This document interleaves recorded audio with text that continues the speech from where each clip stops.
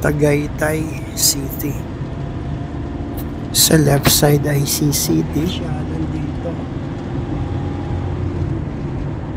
Kanina ay makulimlim lang. Pero ngayon ay unti-unti nang pumapatak ang ulan. Sa bandang unahan ay madadaanan ang isang bahay na nasa gitna ng highway. CCT Tagaytay Retreat and Training Center. Ilang beses na din kaming naka-attend ng mga seminars dyan. Maganda ang accommodation and food. Maulan ngayon. Maulan dito. Papunta kami ngayon ng Laurel, Batangas. Lugar na pinag-uusapan ngayon dahil sa mga missing sa Bungeros. 26.4 kilometer distance.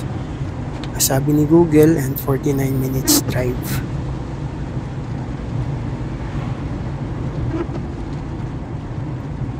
Ito, nakakapagtaka dito. Ayan. Merong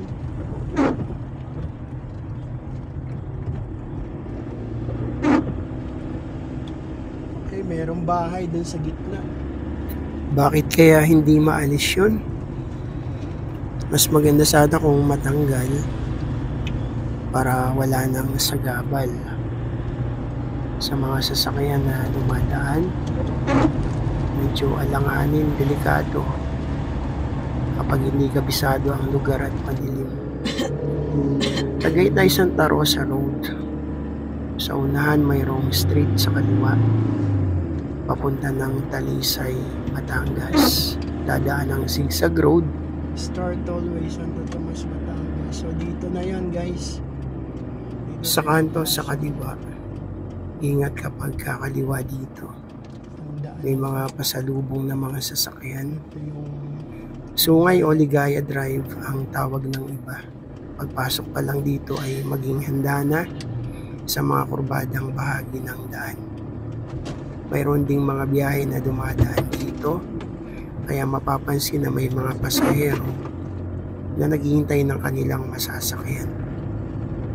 May ilang metro lang ang layo sa pagpasok, mararamdaman na agad ang kalsada ay pababa. Itong pinakaunang kurbada na madadaanan dito. Solid yellow lane ang marking sa gitna ng daan. Hanggat maaari ay huwag magpabilis ng takbo. Huwag din namang sobrang bagal. Tamang speed lang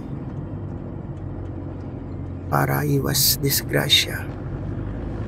Sa mga curve palaging mag-slow down. Kung hindi lang sana nag-landslide dun sa Jokno Drive, okay sana dumaan dun. Kaya lang may landslide nga daw. So hindi na nakakadaan yung mga 4 wheels na ngayon.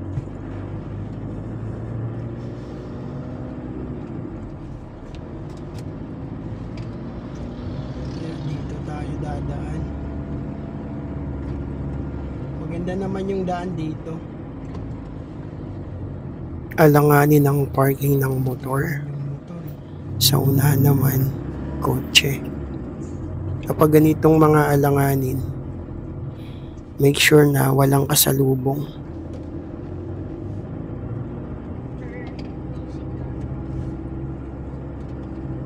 Madami ng sigsag dito.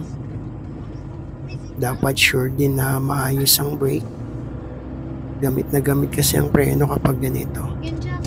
Minsan nagagamit din ang changing gears. Kasama ko ang aking dalawang mabait na anak. Si Amiel at si Jeremiah.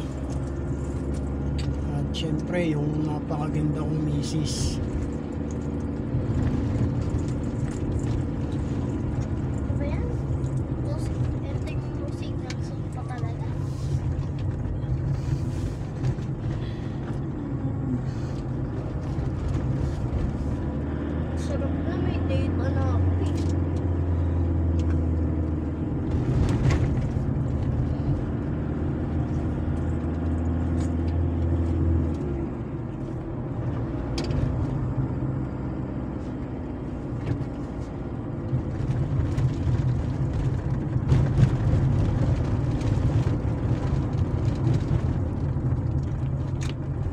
Marami lang mga sharp dito na kurbada, kaya kailangan ingat.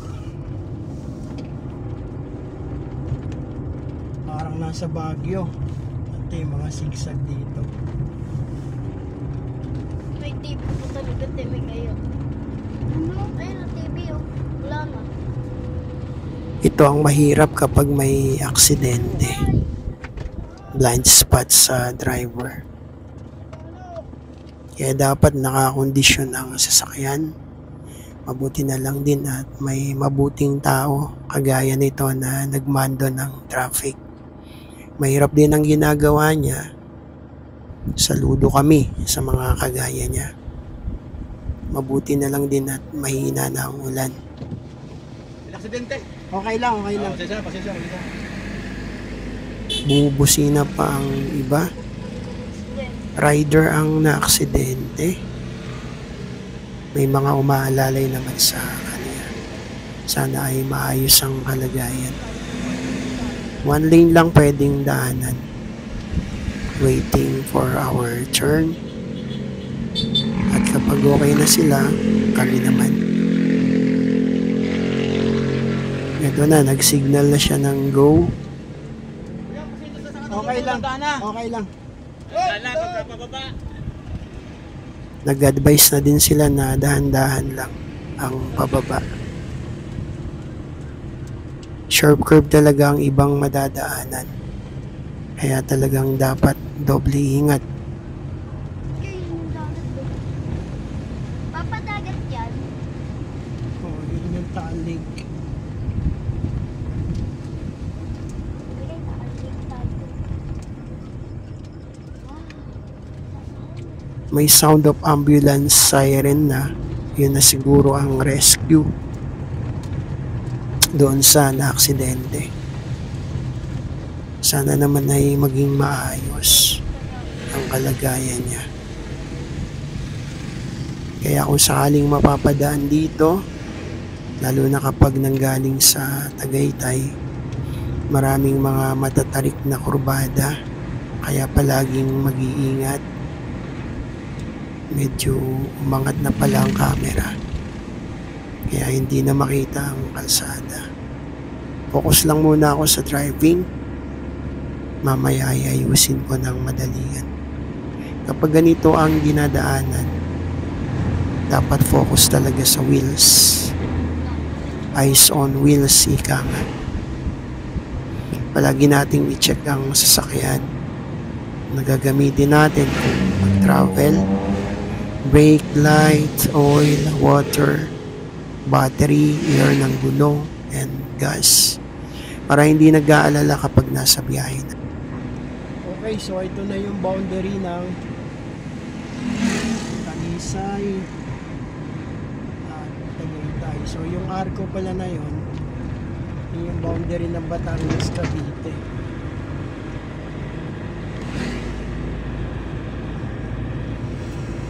So mayroong aksidente dun sa taas kanina. Kawawa naman yung nakamotor. Sa mga magra-ride na dito dadaan, ingat po palagi. Lalo na kapag umuulan, madulas ang kalsada. Palagi ding ugaliin na i-check ang motor na ginagamit. Nag-e-enjoy na ang dalawang bata sa mga views na nakikita nila. Ngayon lang nila napagmasdan ng malinaw ang ganda ng mga tanawin sa lugar na ito. Overlooking din dito ang Taal Lake and volcano.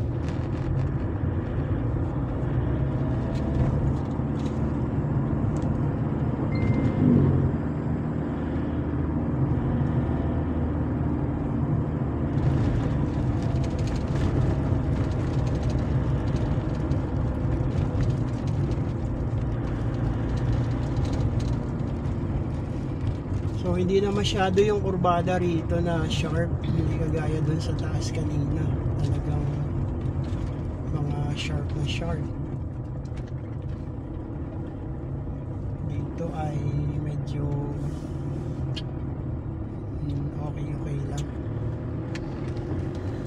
pababa pa din ang daan.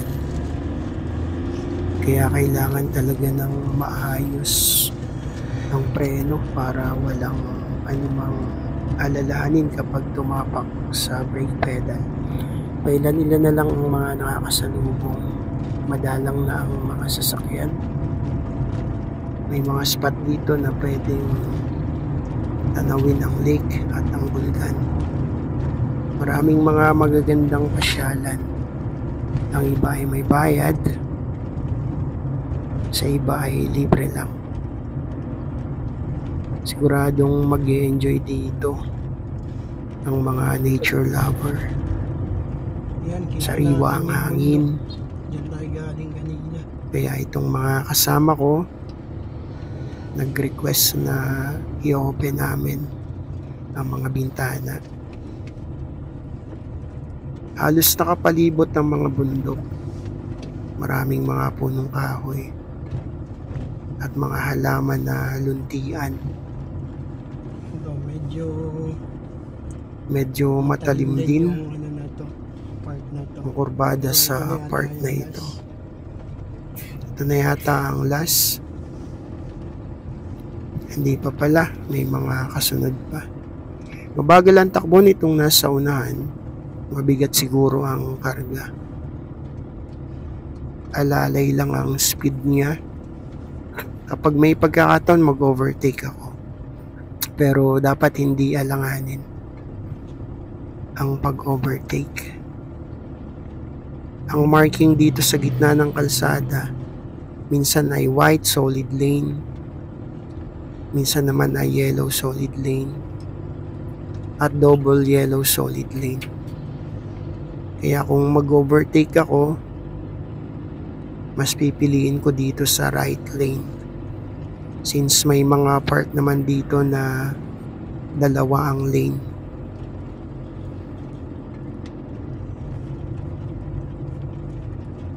Overlooking dito yan, yung Taal Volcano, Taal Lake. Ayan, kitang kita dito.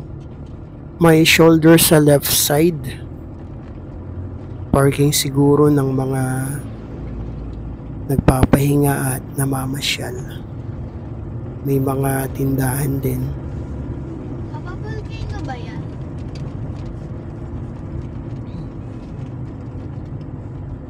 Volcano, Taal Volcano, Taal? tapos Taal Lake. Mababa na din ang pagbuntot dito sa nasa unahan.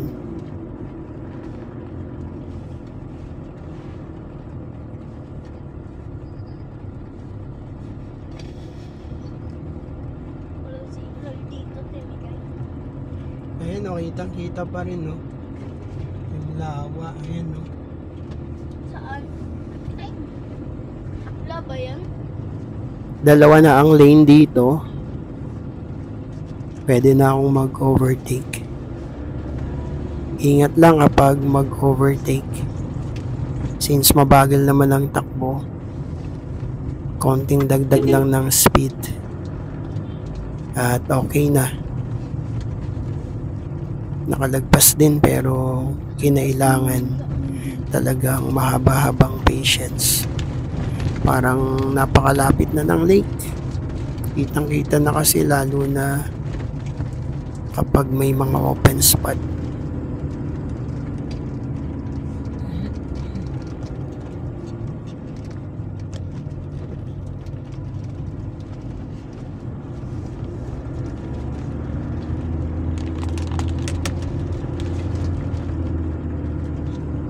Kapag may nakamotor na kagaya nito, pwedeng businahan. Pagpapaalam sa kanya na gumawi sa kanan. Ayan kitang kita pa rin sa bandang unahan yung lake. Kasi umiikot tayo. Tinulugan na ako ng partner ko. Kanina pa daw kasi siyang nahihilo, tapos dito pa dumaan sa zigzag road.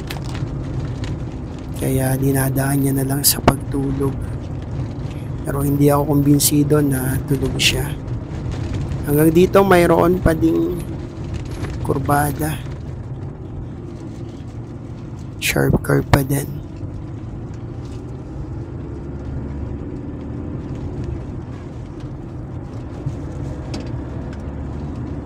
Maayos naman ang daan. Kahit na maraming kurbada. May mga kagaya nito na tag 2 lanes. Kaya medyo malawak din naman.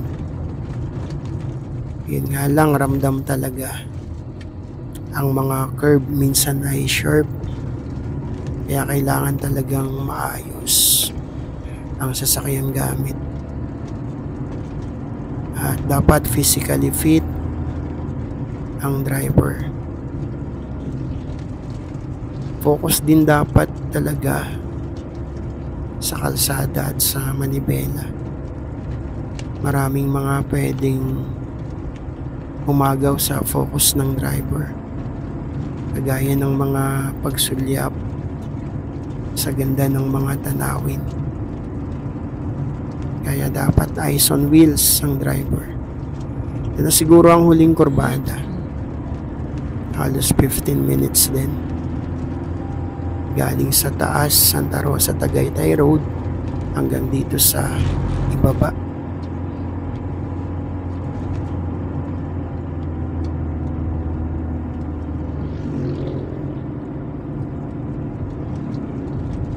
So ito na yung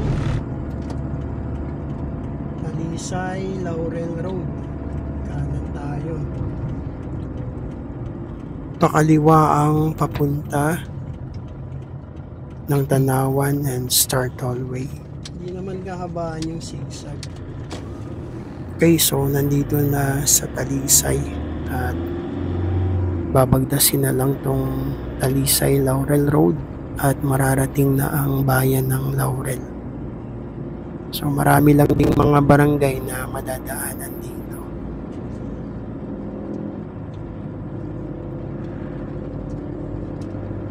Kapag ganito yung mga nakakasunudan, ang mga tricycle, tapos nandyan sila sa gawing gitna,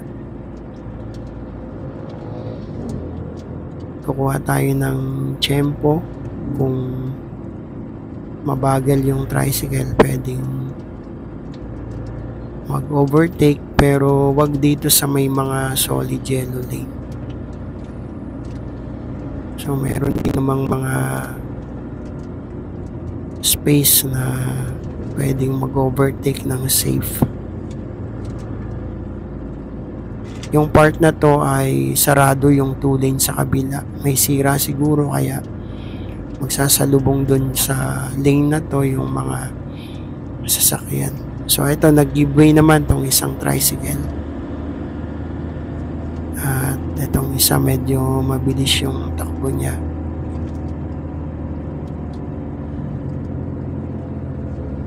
So wag tayong mag-overtake ng alanganin. Ayan, pag ganyan nag-giveaway naman, pwedeng mag-overtake.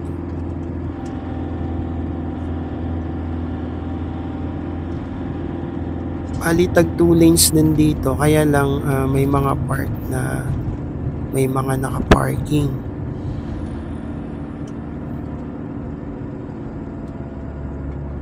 So kailangan talaga na maingat sa pagdadrive. So yung isang tricycle driver ayaw umalis sa gitna, kaya dito tayo nag-overtake sa kanan.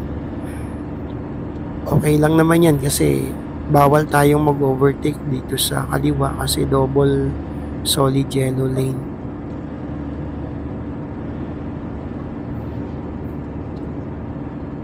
Maganda na yung daan dito. Malinis at parang patag na patag, aspaltado.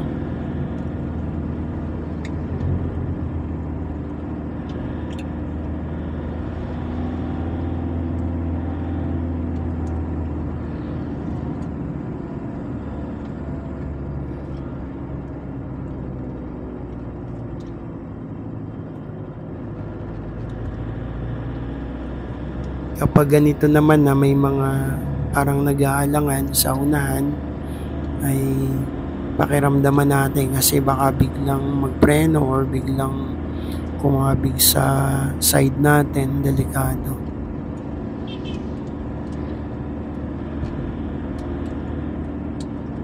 So ito yung ilang mga sunod-sunod na barangay dito sa Talisay.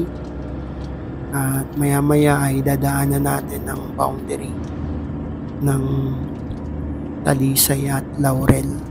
So magkatabi lang yung bayan na to. At yung lugar na pinag-uusapan nga ngayon dahil sa mga missing sabongeros ay ang bayan ng Laurel, Batangas.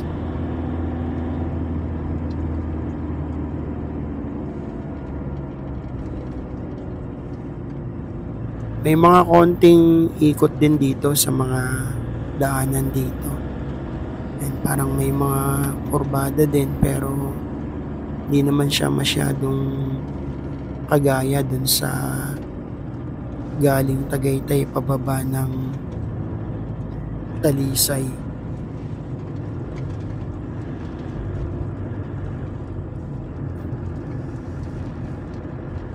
Bawat barangay dito ay may nakalagay na welcome.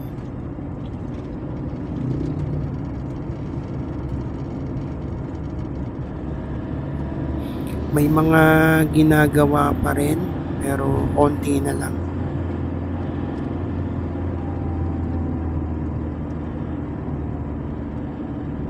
And tanaw natin yung mga kabundukan yan sa bandang unahan. Mga lugar ng Batangas, lugar ng Cavite. So magkatabi lang kasi yan.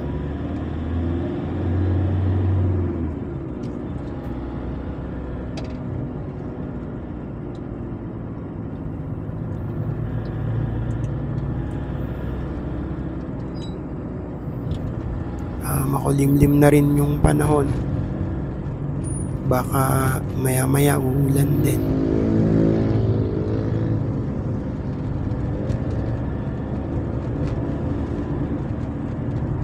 So yung mga nakamotor dito, mga sanay na siguro sa daan at mabibilis yung kanilang patakbo. Pero tayo ay tamang speed lang.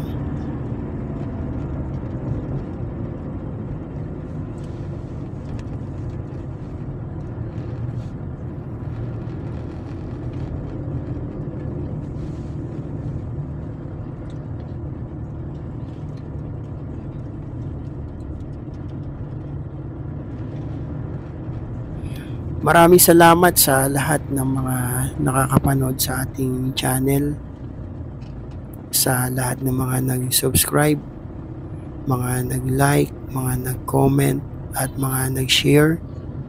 So, road to 500 na tayo ngayon. At after ng 500 ay road to 1,000 naman. Salamat sa lahat ng sumusuporta. Ang Panginoong Diyos ang mag-bless sa ating lahat.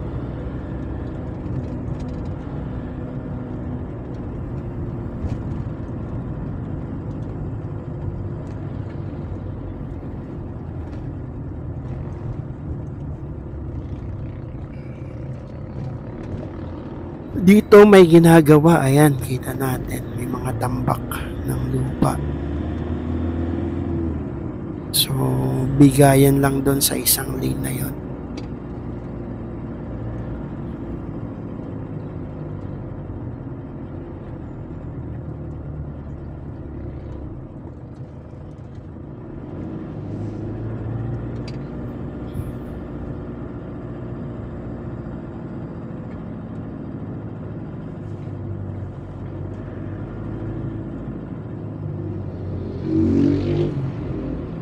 Napakalawak din itong Talisay, bayan ng Talisay.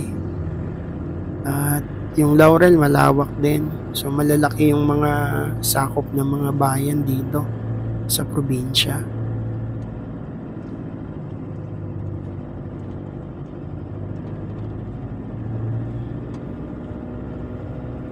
May mga madadaanan ditong mga nagtitinda ng mga isda, mga naha-harvest nila galing sa Taal Lake.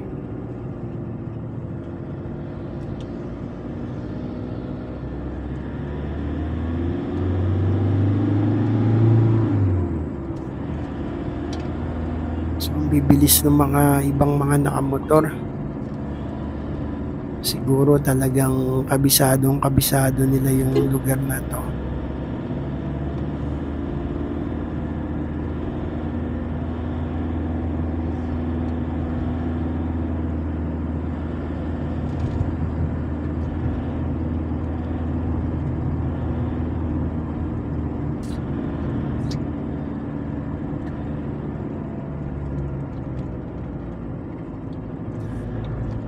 Bundok yung nasa unahan natin, yan, natatanaw natin.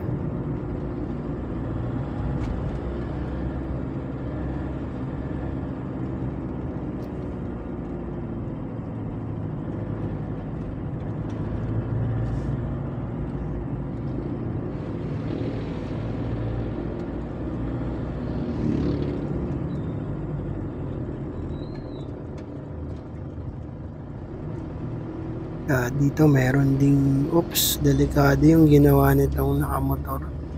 Umiwas siya sa tubig, kaya lang papunta sa lane natin.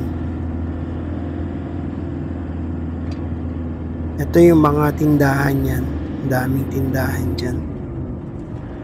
Mga harvest nila galing sa lawa ng Taal.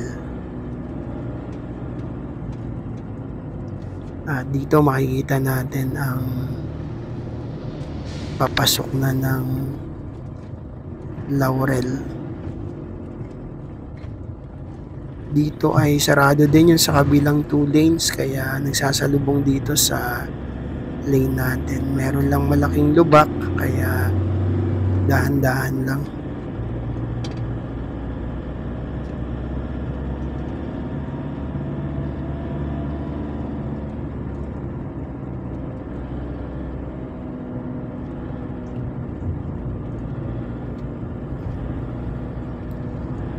May mga ilang lugar na ginagawa pa rin, pero kagaya nito, may igsi lang at konti lang.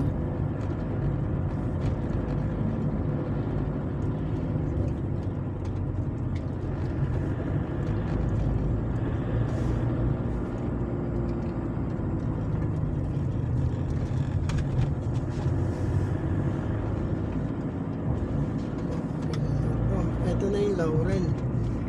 Boundary na yun. Ito na yung boundary ng may arko na to. So, pagpasok dito ay lugar na to ng bayan ng Laurel. So, may aso na tumawid. Dito maraming mga tambak ng lupa. Ayan, may mga ginagawa. Widening pa rin dito sa lugar na to.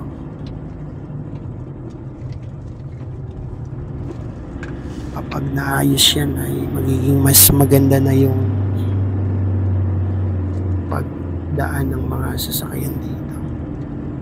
Pero syempre habang ginagawa, ramdam natin yung struggle. Ganun lang naman talaga. Pero pag natapos yan ay maginhawa sa lahat.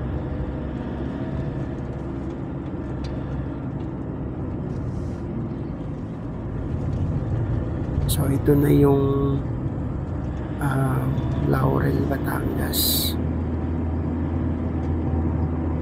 At may mga lugar dito na yun nga pinag-uusapan, pinupuntahan dahil dun sa pag-investigate nila sa mga missing sabongeros.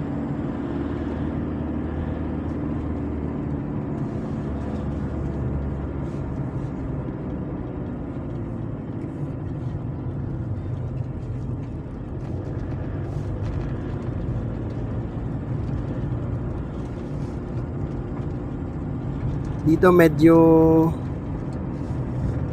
parang wala nang ginagawa dito. Ayan, maayos na, malawak na yung daan.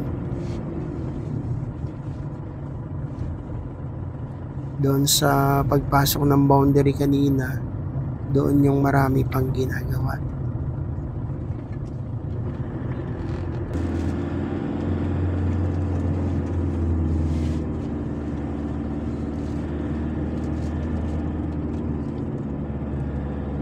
Muli, maraming salamat sa lahat ng mga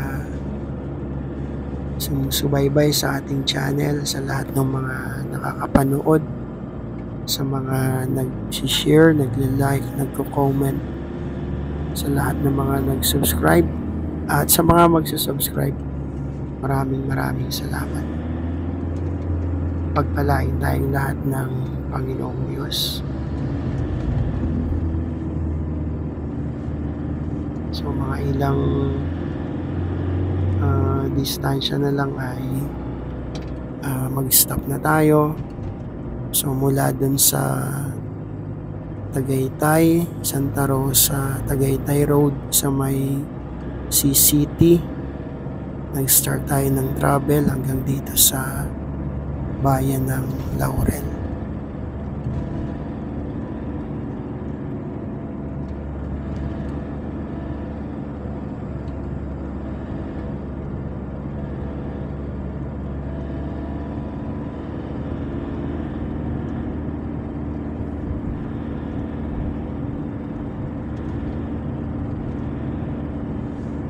May mga bakas pa dito ng mga lupa, siguro dahil sa nakaraang habagat yung mga baha.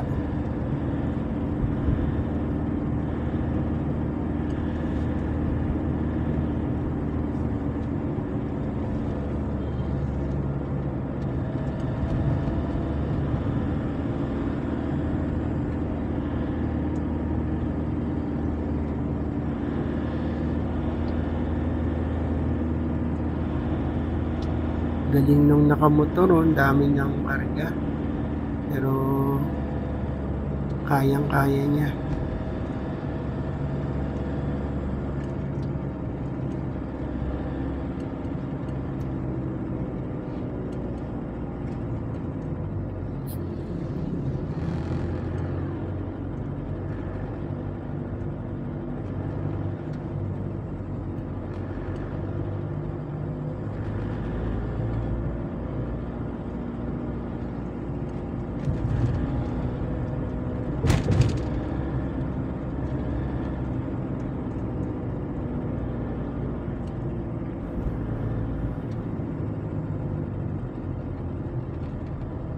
So, dumaan na tayo ng Talipapa.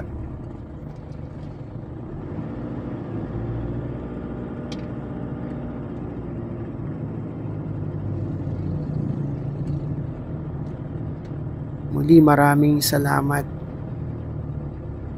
sa lahat ng mga nakakapanood sa ating channel.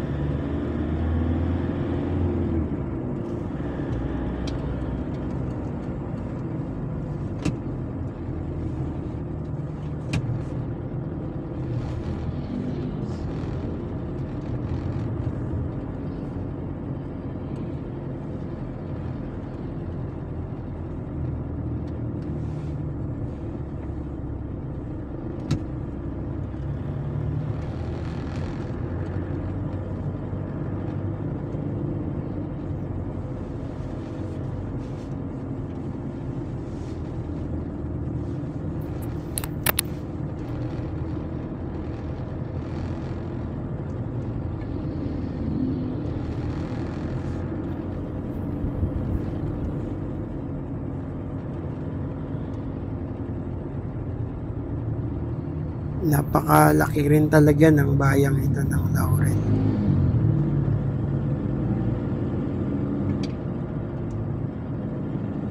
Kapag diniretso nyo yung daan na to, ang labas nito ay Agoncillo, tapos may daan na papunta ng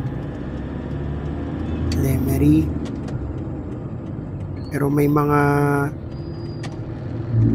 daanan din dito paakyat ng Alfonso at paakyat ng Calaca, Batangas.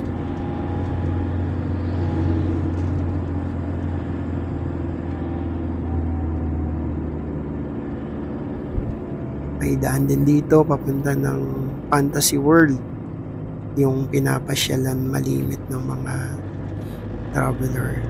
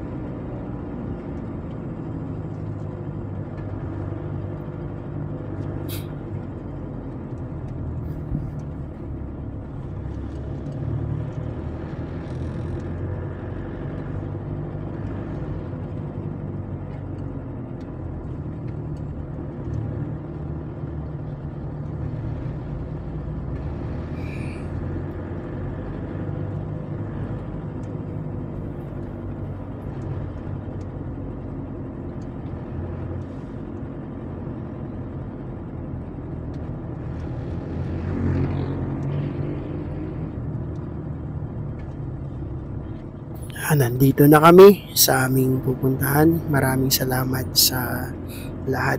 Pagpalain tayong lahat ng ating Panginoong Diyos. God bless us all.